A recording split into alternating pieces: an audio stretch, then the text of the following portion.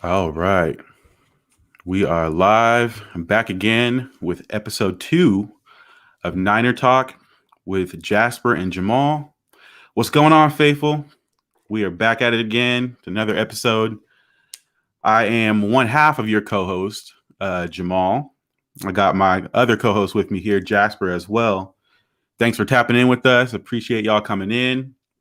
Excited to bring you another episode of Niner Talk. We'll break down this Bengals games. I thought about that game. Probably do a little small preview into the Falcons game as well. But before we get too far, Jasper, how are you? Man, blessed, man. Feeling good. A little under the weather. Not COVID, Mm-hmm. thankfully. So, yeah, man, I wasn't sure. I was a game time decision. Just like Man, I said earlier, but no protocol for your boy. So I'm here and ready to get into these topics, man, and get this Niner content going. yes, sir. Yes, sir. Like you said, game time decision. I'm glad you pulled through for me. We'll hit this together. I Yeah, I know. couldn't I have you see we fly got a solo. couple people. You said Couldn't have you what? fly solo. Couldn't have you fly solo Yeah. on episode 2. That would have been a bad look. So I'm I in here know. I gutting it get out, you. I get you. gutting it out for the team. Appreciate it. I see a couple people in here. We got Brad. Remember Brad from last week as well with the five fires. Appreciate you, Brad. We got that's my sister right there, Taylor. Say hey, bro. One thing we want to start doing, or I've considered, we'll see how y'all take to it if you guys want to continue it or not. Brad's already got the five fires there. I want to see if you guys might be willing to do the 100 sign, the 100 emoji for our show, because I know with Croc, he's got the fire emoji. I wanted to see if y'all be willing to do the 100 emoji. So from a scale of 1 to 5, one being you're not doing too hot, 5 being you're doing pretty good. Drop in the chat how y'all are feeling. I know Brad's doing pretty well. Taylor, how about yourself? Anybody else? How y'all feeling? Shout out Croc, man. Shout out Frontline Sports, man. Yes, sir. Appreciate the opportunity. I will go ahead and continue as we keep looking in to see how y'all are feeling. As we jump in, I want to continue in a similar fashion as we had done last week in terms of the injury report. So let me go ahead and jump into that real quick. I wouldn't say it's a crazy long list, but there's some people who are out. Let me just inform you all about that. So we've got Aziz Al-Shire. He's out. He didn't practice today. Elbow sprain. Praise the Lord, it was nothing worse than that. I know he didn't return from the second half. He didn't return for the second half of the Bengals game, but it is just an elbow sprain. I know many of us, including myself, were thinking it was something worse than that. So I believe he is day to day right now. We'll see if he plays this week. But I know that there's a chance that he can. So glad we missed a bigger issue with him. He was balling out and has been balling out for the season. Next up, we got Fred Warner. He also didn't practice today. Ankle injury sustained during the Bengals game as well. He was able to tough it out, but he's day to day, I think, as well. He did not practice today. We got Elijah Mitchell. He also didn't practice. He's still in the concussion protocol, as well as dealing with the nagging knee injury as well. Mo Hurst, no practice due to his calf. We got Kittle, no practice. And DJ Jones, both of them didn't practice today due to knee soreness. And Dre Greenlaw, he also didn't practice as well, groin injury. And then we got Alex Mack, Nick Bosa, Trent Williams. All three were off for rest today. And last, certainly not least, Dante Johnson. We got our thoughts and prayers out to him and his family as he is dealing with the loss of his mother, who did recently just pass away.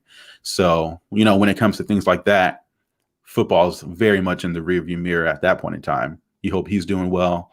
For those that pray, keep them, the family, in your thoughts and prayers. Those who aren't, super religious, good vibes, all that stuff. We wishing all the best for Dante Johnson. 100%. Yeah. So I see the hundreds piling in here. See y'all doing well. See my bro. Yes, sir. Brad over here with the switch up. Hey, man, appreciate you. We got the Dwayne Spencer. Taylor said the 4. Yes, sir. 415. Yes, sir. Bang, bang. See y'all. See y'all. Yeah, good vibes headed. For sure. Absolutely. So yeah, let's open this up, man. Let's open this up. Appreciate y'all. Glad y'all are doing well. I'm gonna leave it open ended. We'll see where we take this. Your initial thoughts of the Bengals game. Just kind of break it down. What was your takeaway from this game? Very interesting one. Yeah. Definitely a game started off extremely sloppy on both ends. I think our first drive, wasn't executed very well. I think it was a quick 3-and-out. Then of course, then the Bengals wanted to give it right back to us. So Right. their sloppy special teams, we capitalized and were able to get a field goal out of that. And then from there, they started to build a little momentum towards the end of halftime, obviously with another Bengals gift. Right. And they ended up capitalizing off that gift from a turnover, as well as a questionable call at best. We're going to say questionable call with the taunting penalty. But I said it leading up into the game, in a few spaces, and just I think even our chat, last Wednesday on our debut episode, I was confident going into this game. Obviously, I had an appropriate fear of the Bengals, and coming into the game, they're 7-5, but given the fact that they had an up and down season, I still thought there was there was room for us to there was definitely room for the Niners to come in there and steal a win. Right. When now obviously with the injuries that we had on offense and the defensive side of the ball, not a lot of people are too confident about that. But one of the main reasons why I did feel that way is because they are a young team and they hadn't been there before. And that showed where there was coaching, where there was some of the mistakes that they had on the field. And the Niners capitalized. They definitely didn't make it easy on themselves, but they capitalized when they needed to. It wasn't a clean game by any means. Definitely there was some mishaps in the secondary. We see those, that happens. There was definitely some yardage left on the field just with some of the passes that Jimmy missed. But at the end of the day, what's interesting, the way I felt about the game, I felt like they could have blown them out, but I also felt that just shooting ourselves in the foot like we've done in times past, and just they lack. This team does lack that killer instinct to put That's a team the perfect away. word for it. To put a team away. They lack the killer instinct to put a team away. We saw it in Detroit, a little bit of it with Philly. Kind of, that game kind of hung there on the balance. Kind of hung there until the last few drives, and they kind of took control over it, I guess. Same thing with the Jaguars, and these teams that you feel like they should be a lot better than. Right. They don't necessarily fully take advantage of. And we saw a little bit of that in Cincinnati and almost came back to bite them in the ass. Now, what I will say is going into that game, I also feel confident, and that's with any game going forward against a younger team that they should technically beat, is the Niners have guys that have been there. I don't think that's brought up enough. Even though, they didn't win the Super Bowl, they've got guys that have a pedigree and I think there's always something to be said about repetition. And if you read the book Outliers, the 10,000 hours. So they've got guys that have technically put in more time and done more things that are substantial than the Cincinnati Bengals. Joe Burrow's a great talent. The young receivers they have, they're great talents, but Kittle and these guys, Kittle and Garoppolo, these guys are battle tested. Armstead, like Bosa, like they've been there before. That was another reason why I was confident, and we saw plays from those guys that have been there in those situations when they needed them most. So at the end of the day, the veterans stepped up for the Niners, and they pulled out a win that they needed. That they didn't need it, but if you want to propel yourself to a wild card, you don't want to come limping in. You kind of want to win out, and you want to feel strong and confident about headed into the playoffs and where they're at now. They with that win, even especially coming off the Seahawks loss, they've now kind of cemented themselves in that 6th seed, and now we're going to see where the chips may fall going from there. But no, it was a great win. You really love to see. You love to see Ayuk with the walk-off touchdown. You love to see the team. It just shows battles. You just kind of shows that you're battle tested when you can recover after, like the letdown after missing a game-winning field goal and heading into overtime, and especially the way they got to that game-winning field goal. That's really demoralizing. You even saw it at the coin toss from Fred Warner when they saw that they were getting the ball. You could kind of just see the energy was just gone. He couldn't wait to get off. He took off. Right. He was just like, shit, they're getting the ball. Yeah. Here we go. Kind of just here we go again. Like you kind of almost felt like, and then boom, boom, boom. They're right down the field and already in the field goal range. Right. You kind of just had that feeling like, damn, this game might be over. But again, Bosa, been there before, came up with a huge play. So the guys you really rely on and you count on, you really love to see them step up in those moments. So as much criticism as the Niners can get for not putting teams away, I think it is something to be said to be able to pull out a victory like that. Now that's me, glass half full. Not a lot of people think that way. That's a glass half full outtake on the game. You know, a lot of people don't have that perception per se, because there's a lot of criticism that can be still had with this team. They technically shouldn't be 7-6 with the talent they have on this roster. They should be a lot better, right? But you know, it is what it is, and the parity in the NFL right now also lets me know that you just got to get to the dance. It doesn't matter how you get there, and anything can happen. So nobody's running away with this thing. I like where they're at right now. They got to handle their business this weekend. But yeah, as far as the way I look at that game in Cincinnati, man, that was a big win. You know, you'll take it how you get it. You know what I mean? Right. It doesn't have to be pretty. Yeah, no, and I agree with you. I'm definitely more of a glass half full too type of person.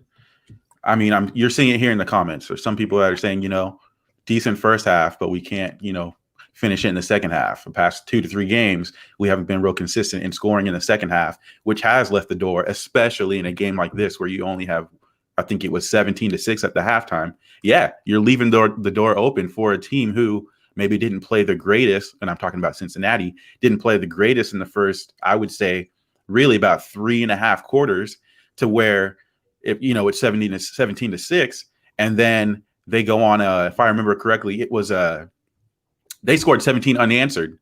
So it ended up being 20, and then eventually 23-20 going into overtime, obviously tied 23-20 before Jimmy also led us down the field in order to get that touchdown. And I'm sure some of you can see as well today, I'm wearing the Jimmy Garoppolo jersey, and I'm doing that. I did that like on purpose. I'm choosing to be positive about the situation because, yeah, there was some bad, there was some good. This was a typical, I mean, I hate to say it because it probably sounds like I'm bagging on the guy, but this was Jimmy Garoppolo. I think we saw everything that we could see in one game from Jimmy Garoppolo. You got to see some decent, efficient drives. I think I would say we saw probably 2 to 3 really, really, really good, efficient drives.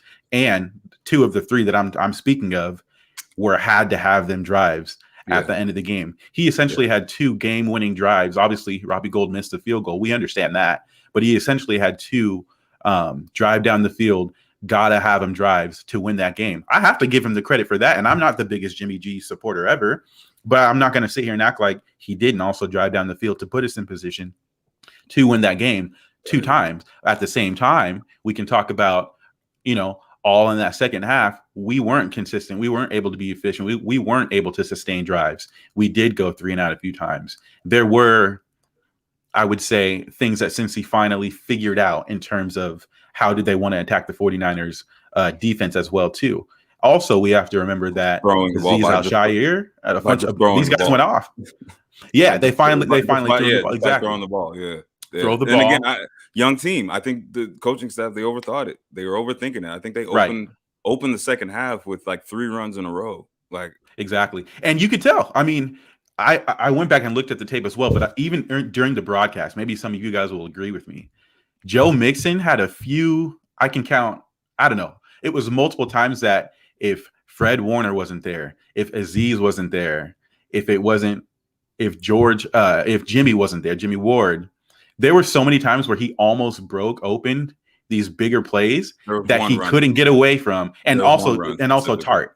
There was I can think of 3 to 4 different plays where he would get up and he would like slap the ball, be really mad because he was one tackle away from breaking it to a bigger game. But I also have to give D'Amico Ryans and those players that credit for gang tackling, not giving up. I'm sure you remember the play where Jamar Chase had gotten tackled by Fred Warner in the backfield, but he didn't go down and he kept running. Well, who cleaned that up? Jimmy Ward did. He realized that the play wasn't over. I know that Chase ended up picking up, I think, 6 or 7 more yards. It should have been. It should have been way bigger. Should have been way bigger. TFL. It should have been. Oh, it absolutely should have been in TFL, but he didn't. But I got to give. I'm giving Jimmy Ward his credit for not, realizing that the play wasn't over, playing through the whistle. I think many people, not even just him, I think even some veterans would have done the same thing. Oh, the play's over, and kind of chilled, kind of slowed down, and it could have been an easy 25, 30 yard a gain for him, but it wasn't. So I got to give those guys credit for being sound tacklers. Like I said, Joe Mixon was fed up, a little tired, and I give credit to those guys because they've been really good since Kinlaw's gone out. Yeah, we had the Cardinals game where we were getting run over and James Conner looked like the greatest running back that ever lived. He had a great game, but we also had some major injuries during those times as well. I consider Jimmy Ward one of the best, if not the best, run-fitting safety in the league. I think he's really good at that. Jaquiski Tartt, I think, is probably in that conversation, but he's also been hurt enough that people probably don't want to consider that or say that because he hasn't been on the field enough. So, but when it comes to what he is doing when he is on the field, I do think that he provides that. And I had tweeted out the other day too, when he hit Mixon on that one specific play where he hit Sigden, I said, wow, Joe Mixon felt that one. And then my second thought was, this might be the best Tartt game I've seen in a minute in terms of his physicality. Yeah, he was everywhere. He played really, really, really well. And then the last thing I'll say just on that before we move on a little bit here, I also felt that Azeez Al-Shaair had a great first half. I mean, I had tweeted out, I think he had 11 tackles at halftime. Of those 11, 8 of them were solo tackles. Yep. 8 of 11. He's playing really, really, really, really good football right now. 8 of 11. And the next closest at halftime anyway, the next closest in terms of tackles was 3. So he had 8. I think it was Warner had 3. No, it was Jimmy Ward had 3. Warner, I think, had 2. So he was balling out. I thought he had a really, really, really good game. Did you want to respond to any of that so far? No, I mean, you hit it right on the head. Just Tartt was definitely really physical. He as far as like feeling like when it's him and the ball carrier and just seeing how he closed on Nixon, that was for sure one of the hardest hits I've ever seen. Just when it comes to just it's just you and him in that open space. And yeah, he came in. I remember actually watching some of the highlights yesterday, and I completely forgot about that play. And then he flies in there. I was like, ooh, yeah, like he hit him hard. Right. And then Azeez, unfortunately, he went down later in the game. But man, he was dodged a bullet there. Seems, Yeah, exactly. But yeah, he was definitely balling in that first half, man. And it was good to see. You love to see it, and it's just continuing on, showing, what we as Niner fans we've had, but now other people starting to recognize it. I think Adam Archuleta was on the call, and he was even mentioning, how good Azeez has been playing, this year, and even better than Fred Warner, as he's taken a little bit of a step back this year, but looks to improve going forward. Not like he's playing horrible. He's just definitely not playing at the all-pro Fred level that we know he can. So, you love to see that Azeez is now starting to get a lot of the recognition, not just from fans who see him every game, but now like outside, people from the outside looking in. So yeah, absolutely. Yeah, I see JB Biamenchi commented down there with the Jimmy G jersey. Okay, I see you, family. Yeah, I just wanted to, as we've just briefly talked about it, I don't know how long you've been in here, but I'm just choosing to be, glass half full today rather than glass half empty. I've been negative in regards to Jimmy Garoppolo, but I also believe that it's fair to be, give credit where credit is due just as much as criticize when, criticism is warranted as well. And I think this is one of the weirdest games because I'm not mad at people who do either or, because I think that he had some bad straight up, but he also had some good straight up. I had tweeted multiple times during the game, especially in that fourth quarter, as it was getting closer and closer to, the end of the game. And it seemed like everything was going the Bengals' way as they had all the momentum. I tweeted out straight up, in these moments, it seems like Jimmy's getting smaller and smaller. It really does. We're getting 3 and outs. They're getting the ball back. Jamar Chase going right down. Jamar Chase, Joe Burrow going right down the field. Seems like every time on third down, sack. It's almost straight predictable that every single time on a third down he was going to get sacked. Shout out JB and Biamenchi, man. Y'all could catch them usually right after the games most Sundays, man. Check them out on Frontline Sports. Good content, good dudes, and they're going to keep it real. That's for sure. The story of his life right there. And yeah, I wanted to go to this comment. Where did it go? It said, "Did you guys miss the ball straight at Bates, but he dropped the pick?" Listen, you're absolutely right. No, I didn't miss it. It happens, man. There's an old No, but that's saying my point. That's my point. That's the football. That's exactly, and football. then there's an old saying that goes, "They're on defense for a reason. If they could catch, they'd be on offense." So Right. every single coach I've ever had loves to beat that.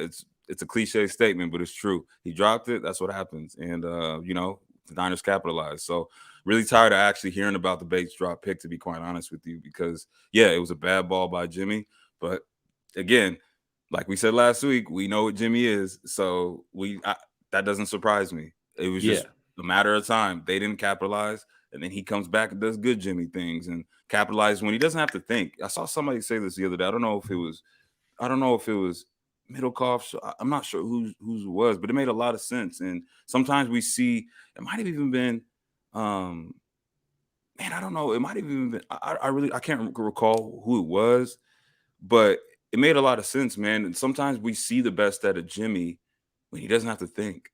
Exactly. It's when he has when he can throw the just ball like in the Packers motion. game.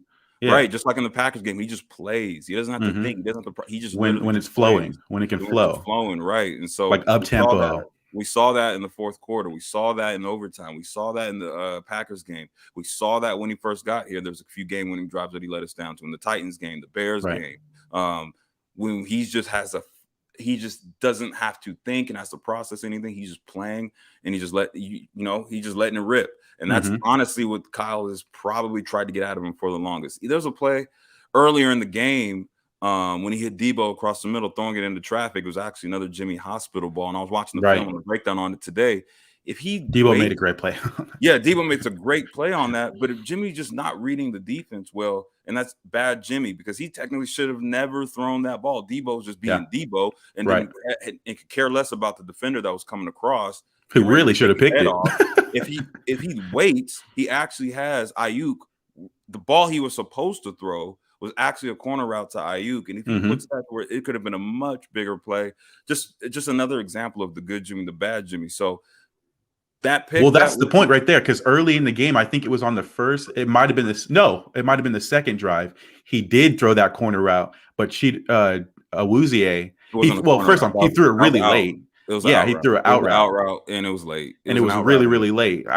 We know how we think about him in terms of throwing the ball outside the numbers. Generally, he's not going to throw those. Don't really like it. I don't think he likes them. When you have to have it, can he get it? Sure. We've seen him do it a couple times, but on a general basis, he's not really throwing those well. But when it comes to I just want for real quick, I wanted to say when it comes to the interception argument, listen, I totally get it. And you're not wrong. Jesse Bates played it very, very well. He was in that robber position. He lurked on the ball, but he dropped it. As you said, does that mean he has stone hands? No, but is that part of the reason why he plays defense? Absolutely. But at the same time, my whole point is that's football. Sometimes players do make plays, and sometimes really good players don't make plays as well. To me, that's actually the beauty of football. And when it comes to that, I would just say it's not like Garoppolo is the only quarterback on that field that had plays that could have been intercepted or were intercepted. Burrow had the same as well. Burrow came into this game with 14 interceptions, which was the league lead. And I can tell you 3 other times. There was one he threw right to Aziz, but Aziz didn't see it because he was going for the tackle. Went off his arm. Yep. You could also say the same thing about there was a Fred Warner tipped pass that could have been picked as well. And then there was one that was actually picked off by Jimmy Ward, but it was called back because of I think it was illegal hands to the face by Ambry Thomas. Yeah. So there was at least 3 other plays that we can say the same thing in terms of Joe Burrow. But I know as Niner fans, we're not worried about other teams. We're just worried about our quarterback. But I just wanted to say when it comes to that, Jimmy isn't the only quarterback that did throw or have the potential of turnover-worthy plays. I'm just trying to be fair on both sides. Like I said, from the beginning of the year, I've been saying that it'd be better to start Trey Lance. I still think that Trey Lance adds a whole different element to this offense. Will he be able to throw the, timing routes the same way that Garoppolo can right now? No. That's going to take some years to get down to his belt. Garoppolo can't even throw the timing routes like Garoppolo can right Not consistently, but I've seen him do it. I've seen him do it to Emmanuel Sanders. I think it was in the Cardinals game when Emmanuel Sanders' second game in that Cardinals game. He threw one. I remember. And it was nice. So that's where I was like, okay, I know he can't, but that's what we're talking about right now. That's Jimmy Garoppolo. He'll have a play where it's like, wow, okay, that's, I don't want to say top tier, but that's high level quarterback play. And then the next play, he might throw a pick to Bobby Wagner. Yeah. This is Jimmy Garoppolo in a nutshell, guys. We all agree that it's from one end to the other. But just as much as I'm going to sit here and harp on the bad plays, such as the Jesse Bates, or the fact that we go, 3 and out when we have a chance to build on our lead and put teams away, I'm also going to give him credit for when he does drive down the field as 100%. Well and lead us into those game-winning drives. That's only fair. Let's see here. Yeah, so then I wanted to say we just have to be able to keep the same energy on both sides. Both QBs had plays that weren't great, but when we needed it, hey, we got it. Ideally, I don't like it when Jimmy has to throw 41 times as he did today, or as he did on Sunday, 41 for 296.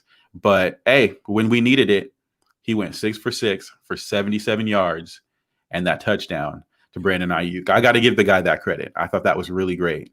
I know we just touched on Aziz. I wanted to talk a little bit about Ambry Thomas, but I wanted to see your initial thoughts on that first. What did you think of him? He's been a big talking point this week in regards to what we should expect from him. Some people, felt like it was okay. He did decent. Some people are, really killing him, saying, he shouldn't have been on the field. And I wouldn't even say that that's necessarily wrong, but we had to have him. It was time for him to play. Give me your initial thoughts on that one. What were your thoughts about Ambry? Yeah, my initial thoughts are he did all things considered for being pressed into duty with very minimal reps. He did good. I like him being aggressive at the line. I like him trying to get his hands on guys. You just got to obviously get his hands down a little, right? Not get the illegal hands to the face. But it was only a 5-yard penalty. He didn't have any pass interferences. I really was cracking Jason Aponte. Appreciate the shout out. Go. Yeah, man. I honestly think he that's an easy fix. Obviously, him getting his hands down. All things considered, he did get beat over top a few times, but when you get no reps, and that's been my biggest criticism of Kyle in this regime right now, is the way they treat the rookies right now. Like, say whatever you want to say about the Trey Lance situation. Say whatever you want to say. That's a quarterback. I understand. Totally different, right? Quarterback. I understand. Different. Not being able to work a quarterback in. I get that. But any other skill position can be worked in rotational wise, whether it's your Aaron Banks, whether it's your Trey Sermons, whether it's your Ambry Thomas or Deommodore Lenoir. Like those guys can play. Like if it's just to give somebody a breather. Like at the end of the day, I am completely fine with how Ambry Thomas played and handled that situation, given that he's had pretty much no full-time reps since basically training camp, in-game reps, that is, since training camp and preseason. Like, another thing is, not sure why he's not even being used as a punt returner. I mentioned it earlier. That's what I've been wondering too. I mentioned it earlier, there's something to be said about, again, if you've ever read the book Outliers, if you haven't, check it out. The main thing about Outliers in that book is the main thing that makes somebody an outlier technically in a craft, and somebody who hones their craft, is you put in your 10,000 hours. So Ambry Thomas has probably put in almost 10,000 hours when it comes to returning punts and being a return specialist, which he was in college, and I'm sure he did it in high school. So you would assume that Kyle Shanahan, who doesn't really have a return man right now, and they've struggled in special teams, you would assume if he's not going to be putting him on the field in defensive snaps, you would assume maybe he can get some snaps returning the ball. But that's besides the fact. I thought he did pretty well. Shanahan said he wasn't doing very well on special teams. That's why he wasn't dressing up early. But then at the same time, just real quick, we'll go right back to you. He's the only person that's had a 3 or more tackle game in terms of special teams. And that happened, I think it was in his very second game that he started. So to your point, if he's going from not being very good on special teams to, I think it was his very second game, and he's getting multiple tackles on special teams, it doesn't really seem to add up. He adds this extra element, as you just said. Not only can he tackle, but he can also return. He has that history. Exactly. I'm in agreement with you that, especially when it comes to rookies, it seems like you want to find ways to get these guys on the field, right? We want to up their confidence rather than push them down. At minimum, 100%. So go ahead. I agree with you 100%. Yeah, at minimum, just for confidence and just for reps and just to get on the field and get your feet wet and just keep continuing to build on your repetition. And, repetition is muscle memory. And once that muscle memory starts to kick in, you start to develop a chemistry over time. And you start to learn, like, oh, this is how the game speed is. This is how it goes. You saw with Ayuk his first year. Like, the game was moving very fast for BA. And then once he started playing a lot more, I think it was by the time that Monday night game came against the Bills, you started to see, like, oh, he's coming into his own. He's starting to understand this offense. He's starting to understand leverage. He's starting to understand how, he's stemming guys differently. Like, you could really just see it all take place, and that's because he played. He was pressed into duty a lot because there was no IU, or there was no Debo, there was no Kittle a lot that year, so he was pressed into duty a lot early, and it was called upon a lot to do a lot for that offense as a playmaker. So we started to see those flashes towards the end of the season because he got more reps. So absolutely, it's no different for any other position, and that's just been my biggest criticism of this regime and just the way they kind of treat rookies, and it's frustrating, especially when it's rookies and guys like Trey Sermon that you move up to, and you use capital to get, and then you don't play them. Now, obviously, Trey Sermon hurt because he was playing special teams, whatever the case may be. Though, I feel like they've all been misused this year, and it's been unfortunate. So, with that said, again, given the circumstances and given that this was really his first real action, I thought he did good. I thought he was aggressive. He looked like he had a short memory and didn't let those plays that wow, shocker. Jamar Chase made a play. Thank you. On an amazing throw by a number 1 overall pick. Shocker. He's been doing that all season to people who've been actually playing in games and getting a lot of reps. And like at some point, where do we give Jamar Chase credit for being those guys get paid too. Very talented. Too. he's really good, right? Like I wrote it down too. I wanted to just give a little perspective. Oh, I gotta find it. The kid had 1,700, almost 1,800 yards at LSU as a sophomore. He didn't play last year. He had 20 touchdowns that same year on the same team with the Justin Jefferson. We've seen what Justin Jefferson has done coming into the league. I don't know how many people know this, but Justin Jefferson is like 67 yards. So essentially a game away from breaking reception yards within his first 2 years for a wide receiver, which is held by Odell Beckham Jr. But the difference between OBJ and Justin Jefferson is Justin Jefferson hasn't made it a crazy, one-handed catch like that. So it's not getting talked about the same way. But what this kid is doing, I know this is a little tangent. What this kid is doing right now is amazing. And I mentioned that because Jamar Chase already has 1,035 yards. He's got 10 touchdowns. And you really love it. These two are battling back and forth right now.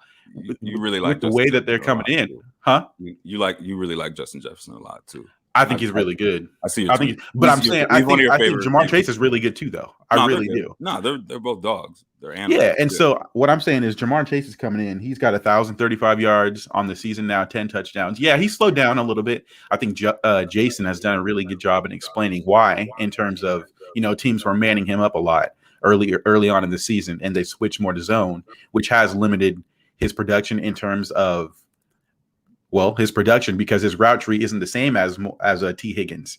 He's not as developed in that regard yet. So totally makes sense. You can push back what you think. Yeah, I'm gonna push back on that. I don't think that's the reason why. I mean, as far as the route tree goes, I would say Justin Jefferson is way more polished as a receiver and running routes than T. Higgins. T. Higgins is more of a big body.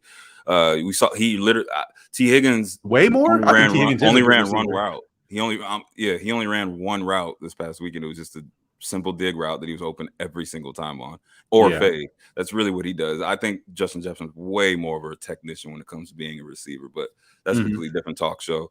Another, you know what I mean? Yeah. And I don't think that's where, because if anything, if that's your production doesn't slow down because teams are covering you different, especially if you're that dude.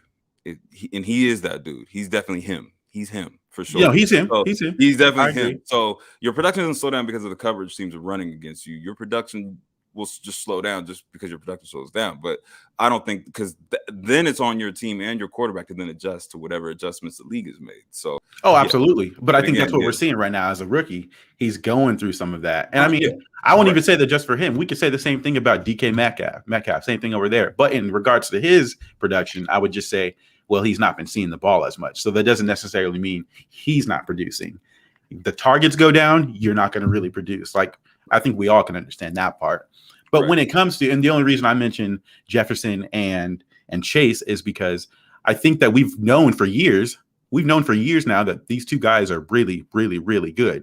And so if we're seeing a guy like Ambry Thomas come in and in his first game, he's going up against a Jamar Chase, we have to understand and be comfortable and know that if Chase is him, which we both said we think he's Timothy, he's going to put up. There's going to be some plays that are just going to happen. He's going to have that 37-yard touchdown, which obviously was overturned. We know that was overturned, but he made a great play on the ball. In my personal opinion, I really thought that Ambry Thomas did a solid, I won't say really good. I thought he did a solid job on that specific rep. I know he dropped the touchdown, so it didn't count, but he was right there. My only difference, and you guys can see this if you go back and look at the tape, the only difference is on that specific play, I don't think Ambry knew the ball was coming because I thought that Chase did a really good job at showing his hands late, and they didn't call it. I thought there was a slight push off. I'm not mad at it whatsoever because it's football. I don't think he extended like crazy. I thought there was a slight push off as well as a really good acceleration by Chase as well, which allowed him to be able to make a play on that ball there at the last second. So I thought that was just a really good play. I give those guys credit for being good players. As you just said, they have to make plays too. They get paid for it as well. So I got no problem with that one. He did a good job on the second one too, on the sluggo. The sluggo, Chase sold it. He did a job on selling it, and Ambry didn't really believe it, which is why he was still kind of on top of him. It was just a better throw by Joe Burrow. Great throw. Joe Burrow threw him open on that. That's what really happened. And then he kind of just faded to the corner, and it was nothing you could do about that because he didn't really ride on the slant. So he did a good job. That corner route, I mean, those out routes were open all game long. That was like the one play that really killed us. But no, so kind of in closing, in terms of Ambry Thomas, I think it's easy, and I kind of want to get your thoughts on this too, but I do think it's easy for people to say a kid didn't have a good game or, it wasn't that great, especially when you're a corner, because it's more obvious. When a corner has 1 to 2 plays where it's, okay, we got a flag on that, which would have been an interception, or we got a flag on that, which would have been a sack, which happened twice. The two of the 3, I think he had 3 total flags, and 2 of them were illegal use of hands to the face. And Croc said it really well. I've gone back to look at the tape as well.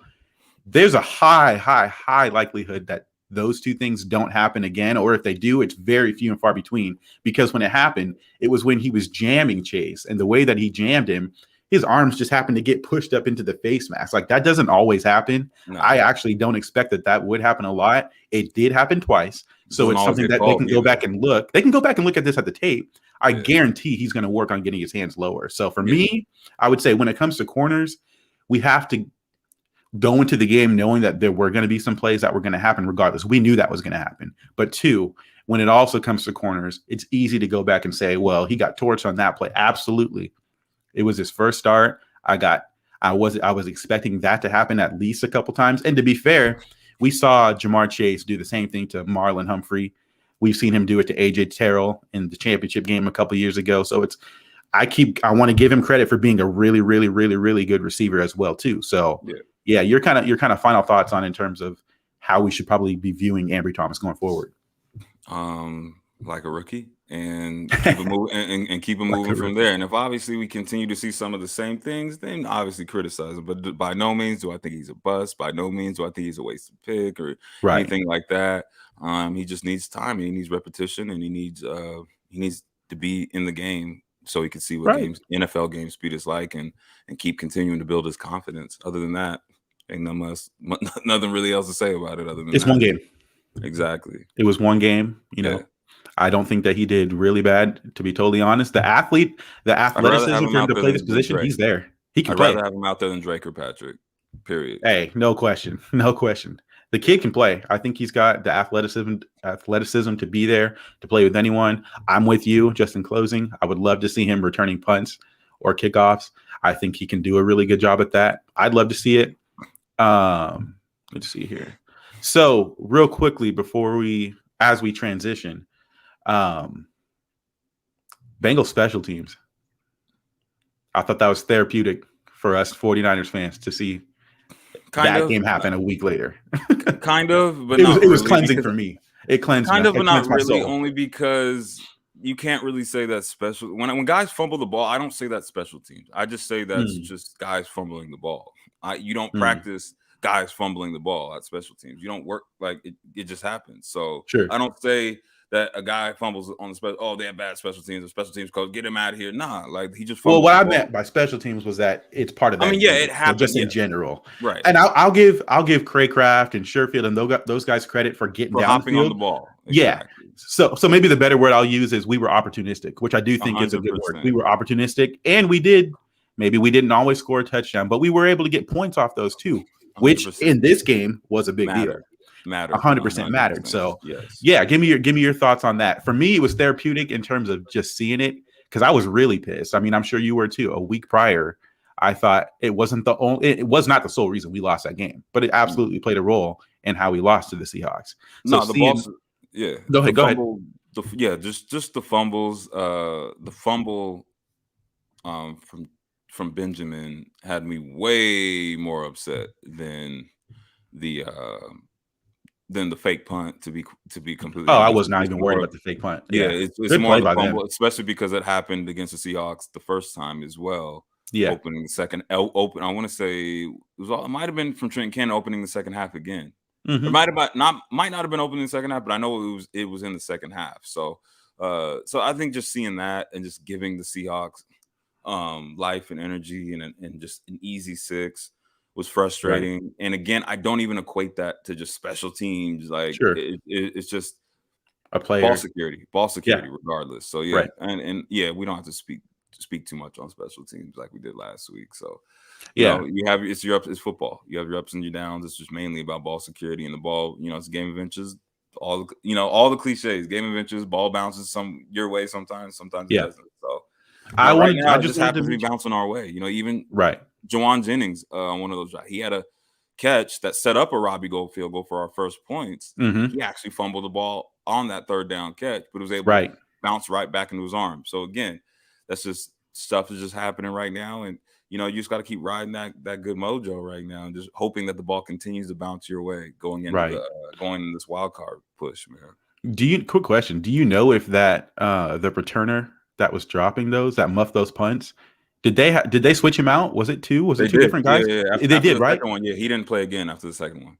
They put he muffed a punt too, right? So they put Boyd back there. When it rains, it was Boyd. Okay. It seems almost like when it rains, it pours. And so, the only reason I wanted to mention that was because, we were able to actually turn in points on those opportunities, which is huge. Now, I was tweeting in during the game as well. As you said too, I don't think we have the killer instinct. It doesn't seem we're coming through because I wanted to get 7. And that's why I was saying, maybe we don't have the killer instinct because we get the ball at the 30, the 40-yard line, and we weren't able to cash in for 7. But I know we got the Robbie Gold field goal. And then the second one, it did turn into a touchdown. It was like 14-yard touchdown to Kittle. So, but that play, that series would have been a 3-and-out as well, which would have probably led to a field goal. As you had very, very clearly mentioned, that was the Von Bell taunting penalty. So that extended our drive. So I'm saying that, all those points, especially in a game that ends 26-23, all of those were very, very, very, very important. And so just as much as we can sit here and say, and I keep going back to it, the second half, we kind of stalled out, weren't able to consistently put drives on the field or consistently drive down the field or score points in the second half.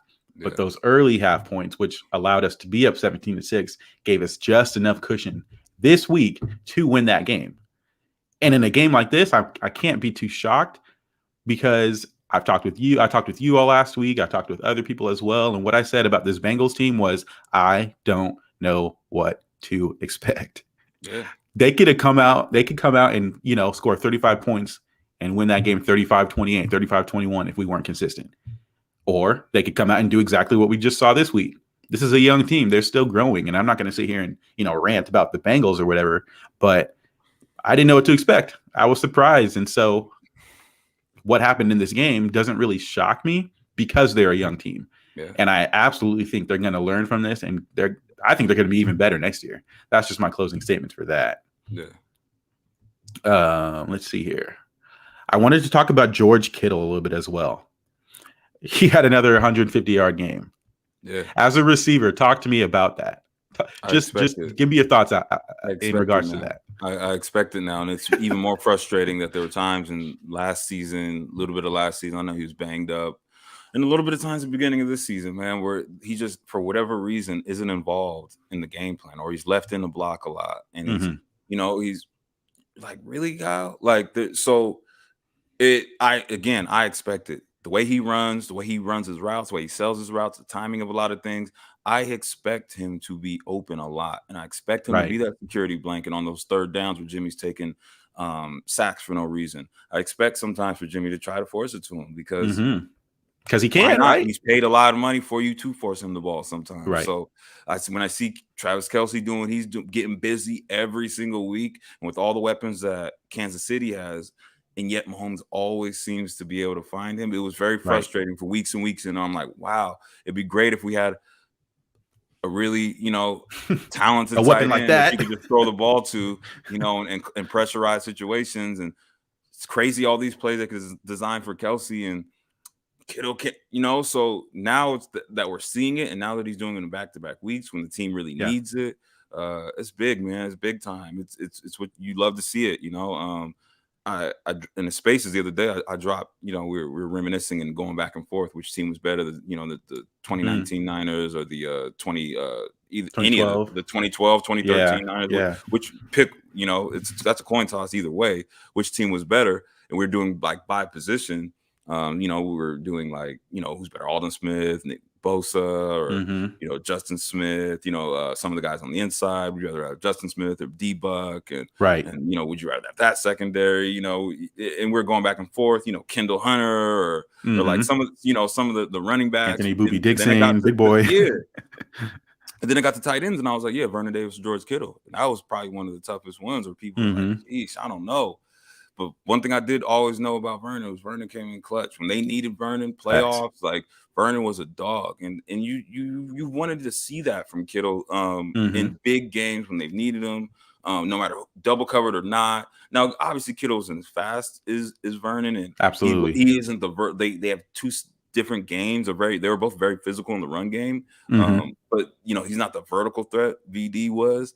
But he's obviously a big, he gets a lot of yak, and he does make those big plays, and he does stiff arm and break tackles, and that energizes the team. And for whatever reason, that had been lacking, like towards, again, last year, banged up, and then at the beginning of this year. So it's been really good to see, man, in back-to-back weeks, again, when they've needed him most. Clutch catch, on obviously on the game-winning drive, as well as a potential game-winning drive at the end of regulation. You love that was actually another good ball by Jimmy. He actually, looking back at that film review, like he actually put that ball exactly where it needed to be. I saw some people saying that was a bad throw. It's been controversial, right? He actually he put it right where it needed to be. If he put it any lower, lets that defender at least tips it. Could have made a play on it. He literally put it exactly where it needed to be, man. And to Kittle's credit, man, he went up and got it. So yeah, man.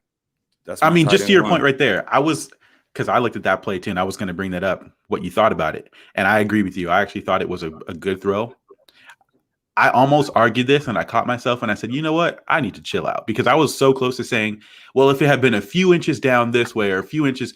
And then I said, are you listening to yourself, Jamal? You said a few inches. So if I'm not going to sit here and argue a couple inches, but yes, at the same time, it's overtime. You throw that any less, I do think the defender at least tips the pass away. But what I loved about Jimmy, especially on that last drive, and not just to Kittle, but you can see it on that play as well, he gave his receivers opportunities. Yeah. I thought Jimmy did not play very good that whole second half.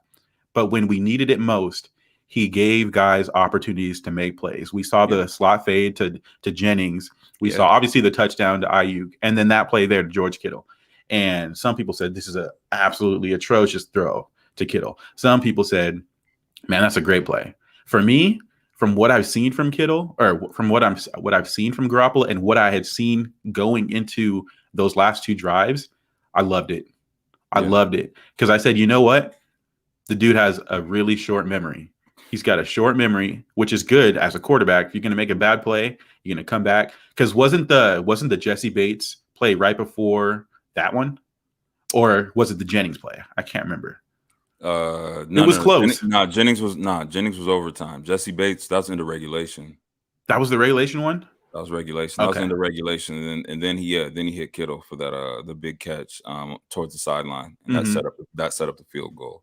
But I got you. Yeah. So Jennings, the slot fade to Jennings was overtime. And that was a hell of a throw too. He just started playing football and stopped overthinking it, man. My receiver coach used to say this all the time, bro. It's when you execute, it's easy. Just it's really easy. Like a lot of people are like, oh my, I saw so many people like it's because as Niner fans, we don't see those throws enough, and it's frustrating to watch the games. But if you watch any other game, you'll see a back shoulder fade up the sideline. DB is boxed out, receiver goes up, makes a catch with his hands, not a body, with his hands, makes the catch, boxes the dude out, first down, we're moving the chains. I saw so many people like blown away by that play because it wasn't a spectacular play. That was normal. Like, I didn't know Jauan Jennings. It was a big moment play though. I love that. It was a big moment play because it wasn't a big play. We don't see it often as Niner fans because of the quarterback situation that absolutely. And we also don't they for whatever reason haven't had a lot of big body receivers over the years. Croc can attest to this as how he knows how much of a triggering subject this is for me. But Jauan Jennings is exactly what they've needed for something. They don't use him enough in the goal line personally, but they've been finding the goal line. One of the best goal line team when it comes to getting in the red zone and scoring, which is another criticism that doesn't get talked about enough about the Niners. And they left a lot of points out there. They're one of the top red zone scoring teams in the NFL, if not number one. I believe they are. We're up there. They are. So, say what you want, they didn't score enough points. They didn't do this. They didn't blow the Bengals out. Did you see the Cardinals on Monday Night Football with Kyler Murray? I know a lot of people take Kyler Murray over Jimmy Garoppolo. They scored 23 points. Yeah. So and DeAndre Hopkins wasn't hurt till the end of that game. Exactly. You get it how you get it. If they're gonna get it out the mud, they're gonna get it out the mud this year. It is what it is. It's not gonna be pretty. But the Arizona Cardinals scored 23 points on Monday versus the team the Niners were dog walked. So again, it's football any given Sunday. You know what I mean? Like people come at me in some of these spaces sometimes and always want to say, you're just going to say why are you so glass half full? Why are you so positive? Where do you get all this confidence? It's one thing to say that the Niners are going to beat the Bengals, but then you don't come up with any facts or stats because you can't show up on Sunday with stats, bro. All that shit goes out the window. I had to hear all week about how the Bengals were this, the Bengals were that, the Bengals top this, they're going to do this, they're going to do that. The Niners are going to lose by 30. Bro, at the end of the day, it's football. They have to still line up and they have to put their cleats on just like they do. So they did what I thought they would do because of those facts. The facts of the matter is none of that shit matters. They can't show up with their stats like, here's our stats. Can we get the win now? No, you can't show up like that. You got to show up and do this. You got to show me. Did you ever see the last dance? Did you see the last dance when Kobe had the interview of talking about Jordan? And he was like in awe, and they're like, you got to show me. Right, show me. I was and that's the GOAT. If that's how you're feeling about the GOAT, and that's Kobe talking about going against Jordan, how do you think the Niners feel showing up on Sunday every single day? Right. But fans be so in their like, especially people who are so into analytics and stats and things. Yeah, we can overthink them. Exactly. So again, man, like they did what they had to do. And I think they get a lot of criticism for leaving points on the board. Believe me, it's frustrating. As a fan to watch, I get very frustrated seeing points left on the board because I think always if you execute, you do what you're supposed to do, football is actually very easy. But they sometimes make it a lot harder. That was a pitch and catch play. To me, that was a pitch and catch play that I expect Jimmy to be able to do given the amount of money he makes. So I expect him to do things like that. I expect Jauan Jennings to go up, make that play, first down, move the chains. This is football. This is what we do. And now you see him in year two getting the confidence and seeing, how he's developing now because he's getting the chance to play and he's getting a chance to do some of the things. And now, so you hope going forward, some of our other rookies can get this chance to also get their feet wet and do some of those things and get their confidence as well, man. Right. But, I'm not going to go on to the team. I already did. I just did. But no, you're good. I've been brewing in me for a while. So you're absolutely right. No, I think you make a great point. And at the end of the day, look, we can talk about this team is rated this way. This team has the number one this team has the number one that. But that's the beauty of football. I think you described it better than I could have done it. The beauty of football is sometimes players make plays and sometimes players don't. And sometimes players can suck for a while.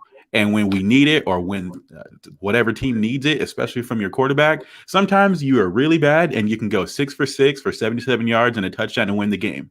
because you make plays and you give your guys opportunities to make plays. Just as much as we want to bash on the guy, I'm going to give him his credit, and that's why I wore the jersey today, because I want to be fair. Let's be fair. We won the game. I can absolutely sit here and say Jimmy played really bad, and I can keep harping on it because he did. But he also played well too. So let's be fair. Let's just be fair. Let's be fair. And that rant was specifically for somebody who hopefully, you know, he's been in the spaces, so hopefully he's tuned in right now. So that rant was specifically for somebody. His avatar is all red, and his handle starts with a P. So I'm gonna leave it at that. Do you know what I'm talking about? I got you. No, I do not. You do. You should. No, you good though. You follow him, so you should know. Oh, I think I know. Yep, I know you're talking about. Wow, I got you. Tied it. Your bum ass Lakers just tied the game. That's what I'm watching. They just tied it. I know. I'm about to go turn it on at the end of this once we close out. Real quick, lastly, before we close out, any thoughts on the Falcons? What are you expecting from them? Have you had a chance to look at them? One quick thing I'll say before I pass it to you here. Some people have been saying, "Oh, could this potentially be a trap game?" No.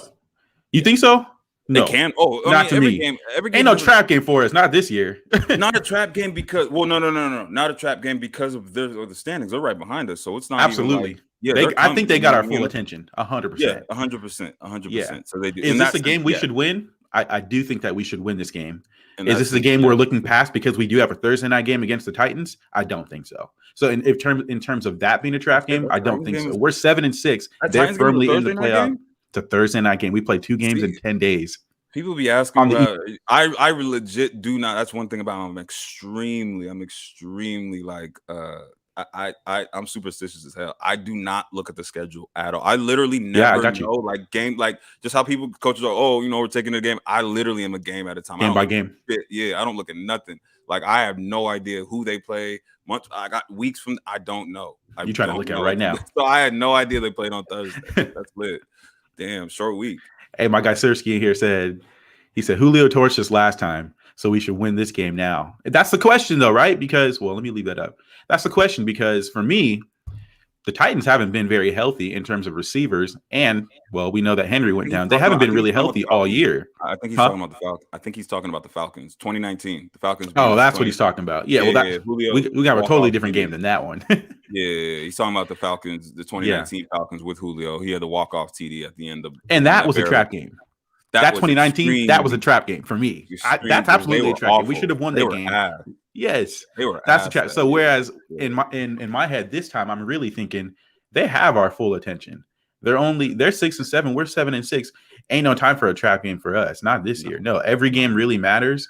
I'm not gonna go down the road of, well, we need to end, the season 4-1 to make the playoffs. I'm not gonna go on that tangent or anything. But we do play 2 games in 10 days. I almost said 10 games. And I'm gonna just say it. I've been one of the very few people that I've talked to, whether it be Spaces or whatever. I'm one of the very few that I think we can win that Titans game. And I know that's a week ahead, so we don't have to talk too much about that. No, we're not going to. I'm not saying we will, but I do think that we have a chance because I'm not scared of the Titans secondary. I don't think they're very good. I also think it's going to depend on the wide receivers. Is AJ Brown and Julio going to be there? Now they're getting healthy. They're supposed to play this week. So that's a whole nother. We could talk about that during Titans week. We could talk about that next week. When it comes to this Falcons game, what do you look for? How do you view it? Yeah, give me your thoughts on that one. Well, defensively, they got to stop Cordell Patterson. I can't believe I'm saying that. In 2021, and 2021, I cannot believe I'm saying we got to stop Cordell Patterson. But apparently he's had a resurgence at a running back position. What a fantasy football pickup! He's balling. Right. Hey, good for him too. They using him. Yeah, 100%. Respect. Good for him. He's still in the league, man. He's bounced around and literally feels like he's played for every single team but the 49ers, which is wild because ironically he would get buckets kill in this system. Yeah, he would kill in the Niners system. Kyle Shanahan, if they don't try to figure out a way to get him next year, I don't know if he's a free agent. Seems like he's always on a 1 year with every 1 year deal, right? On a new team every single year. So you would think he's somebody who they would target, as a weapon that they would use in their offense, and maybe not have to use Debo the way they use Debo. Right. But yeah, man, he was Debo before Debo. He's been doing that running wide receiver conversion to running back. So yeah, Right. they're gonna hone in on that. Obviously, they're gonna need to get the running game going again. I believe that's going to be a huge focus this week, as it is every week. Hopefully Elijah Mitchell will be back in that fold, and they can get the running game going and continue to put a game plan around Jimmy executing over the middle well, because that's what he does, just like in this past game where he executed those between the hash throws to a high level towards the end of the game when it really mattered. Hopefully they can put that together. Hopefully they can put that together in the game plan, and hopefully, put their foot on somebody's neck, man. That would be great. That would be great. You know what I mean? The cardiac kids can't do it every week. My blood pressure and my cholesterol can't take this every week. So you know what I mean? I'm young, but I'm not that young. So I can't I can't do the cardiac shit every week. So hopefully hopefully they could, put the foot on the neck and then really establish that they are going to be in that 16 and somebody to be, somebody to be dealt with, you know what I mean, in the playoffs. Not just going to be a one and done. And it starts this weekend, man, because they're definitely at the end of the day, right now, the way they're sitting, they control their own destiny, and that's a good feeling. Absolutely. And you want to continue having that feeling and not have to worry about none of the week 17, week 18 nonsense, man. And hopefully we can start to get healthy and start to have some of those guys back, because as horrible as it sounds, they're probably not going to have E-Man back, maybe by playoffs. Because again, that high ankle is not a joke. That's a 6 to 8 weeker. So they'll be lucky to have him back, by playoffs. So you'd like to be able to rest some guys by that time. So you want to put your foot on the neck and start to really press your foot on the gas and elevate into this wild card chase, and really just keep control of your own destiny, man. You don't want to let go of that by any means. So it definitely starts with this week. I mean, it started last week. Started with the Minnesota game. You know what I mean? So they know that. So you just want to see him, execute. Absolutely. No, I'm with you on that. And I know we had a 2-4 start to the season. They didn't give up. They've been able to turn it around. We found our identity. We've been 5-2 over the last 7 games. And we can argue, some people would argue we should be 6-1 when it comes to those, the Seahawks and the division games. It's always a toss-up. Jasper and I just very clearly said, you throw all the stats out the window. They were 3-8, yada, yada, yada. They found a way to win that game. We found a way to lose it. So those things happen. When it comes to this Falcons game, yeah, I mean, we should win this game, in my opinion. I think that we should win this game. If I like what D'Amico Ryans has been doing, I'm sure you saw my post the other day. I posted on Sunday night, let's shout out D'Amico Ryans. He's done very well. He's had his top cornerback go down. Yes, we had to sign 2 vet corners. He listed every single reason why he should get credit and would get more. He should. And that was only about the corners. I didn't even mention linebackers or anybody else going out. There was no space for me to put all that. But he does deserve his credit. And if he can, I'll use the word shield for now. If he can shield an Ambry Thomas and or Josh Norman, if we're going to be honest, if he can shield some of those guys and allow, his better playmakers in the middle, whether it be Fred, Aziz, your 2 safeties to make those plays, give that man his credit. We have to give that man his credit. And I think that we're going to see it again this next week. Now, I'm not going to sit here and tell you exactly how they're going to attack, I almost said the Cardinals, attack the Falcons. But in my personal opinion, the only true threat that I can think about is Kyle Pitts. I mean, and Cordero Patterson. Those 2. I would still say Russell Gage. Niners don't do very well with slippery. He's like a slippery, little speedy, speedy guy. Niners don't do really well with that, especially if they're going to go on that soft ass cover 2 again. I could see him getting busy over the middle as well as Pitts. So again, I hope it's more of a aggressive secondary this time around. So we'll see, man. We'll definitely see. I do feel confident, though, as I always am. I'm always confident in this team. Some might say it's blind confidence. I like to go just the route of I trust. I don't think it's blind. I don't think it's blind. You want to know why? We're not that far. Some people might not like this. We are not that far removed from being in a Super Bowl, and if all it takes is getting into the playoffs and we don't know what's going to happen. Exactly. I am one of the fans that will say, you don't know. We've seen the Giants do it. We still have that core roster that went to a Super Bowl on this team. Now, I'm not saying the Niners are going to get in the playoffs and go to the Super Bowl. I'm not saying that. I'm just saying if there's any team that should have the confidence that they can do that once they make the playoffs, why shouldn't this team feel that way? Should they not? If someone disagrees, like give me a reason why they shouldn't feel like they could make a run. And in that regard, if that's the case and they're thinking like that, then why are they even playing football? Why are they playing? Exactly. So you heard I'll just say that. I don't want to go on a rant on about it, but go ahead. You heard the man. Hit that like button. Bing bong. Yeah. Hit that He like said button. bing bong. Hit that like button. Yeah. Any last closing thoughts here, Jasper, before we close this out? Nah, man. I'm just gonna rest up and keep hydrating and eat my oranges and yes, sir. You know what I mean, and very much looking forward to Sunday, and also just looking forward to seeing this team and how they respond after a big emotional win. You hope there's no emotional letdown. So I'm really looking forward to this game, and I'm really looking forward to seeing how they come out this weekend for sure. With you 100% on that. Take care of yourself, brother. Like you said, eat them oranges, drink that water. Looking forward to this coming up Sunday for another big game. We didn't even mention Nick Bosa. I know we're closing out, but he had a great game, and when we needed him to step up, especially in overtime, man, he did. So I'll just say that real quick. I actually think he's going to have another big game this week as well, too. Yeah, just little bear doing little bear things, man. Oh, yeah. I know that we've been talking about comeback player of the year, but we might have to start considering him as a defensive player of the year, at least candidate, at least. 100%. Now, some people might say, the Myles Garretts and the Micah Parsons, and those guys are having great seasons. Absolutely, 100%. But at least this man, Little Bear, needs to be considered at minimum. Yeah. But hey, man, we appreciate y'all. Thank you for tuning in with us. We will be back again next Wednesday, 6 p.m. Niner Talk with Jasper and Jamal. Thank y'all for tuning in, and y'all take it easy. We will catch you next week. Peace.